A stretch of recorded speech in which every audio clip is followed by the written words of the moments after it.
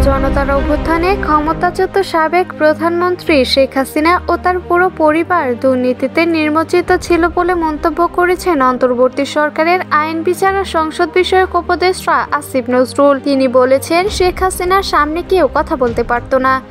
দুদক ও বিচার বিভাগ তার দাসে পরিণত হয়েছিল। দুদক কর্মকর্তাদের উদ্দেশ্যে আইন উপদেষ্টা বলেন, প্রমাণ করুন আপনারা আসলেই ভালো পরিবেশ পেলে ভালো কাজ করতে পারেন। এক আলোচনা সভায় আসিফ নজরুল এসব কথা বলেন। উপদেষ্টা আসিফ নজরুল বলেন, আমরা বিভিন্ন জায়গায় আড্ডায় শুনতাম শেখ হাসিনার ক্যাশিয়ারকে, রেহানার ক্যাশিয়ারকে, সালমান কার ক্যাশিয়ার, জয়ের টাকা কার মাধ্যমে যায়, পলক কার টাকা রাখে। দুদক তো ছিল, উচ্চ আদালতও ছিল, কোনো বিচার হয়নি। বিচার হতো খালেদা জিয়ার। 3 কোটি টাকা একটা ব্যাংকে রেখেছিলেন। শুধু প্রক্রিয়াগত ভুলের জন্য 3 বারের সাবেক প্রধানমন্ত্রী 10 বছরের জেল দিয়েছিল দুদক ও বিচার বিভাগ মিলে। এ সময় অতীতে কালো টাকা বৈধ করার সুযোগ দেওয়ার সমালোচনা করেন ইফতেখারুজ্জামান। অতীতের কর্মকর্তাদের দুর্নীতির সহযোগী ভূমিকা পালনের সমালোচনা করে তিনি বলেন, এই প্রতিষ্ঠান সংস্কার কেন হবে? দুদকের জন্য এর চেয়ে বড় অবমাননা আর কি হতে পারে? এর কারণ, একদিকে দুদক দুর্নীতির সহায়ক ভূমিকা পালন করছে, অন্যদিকে তারা নিজেরাও দুর্নীতিতে নিমজ্জিত ছিল।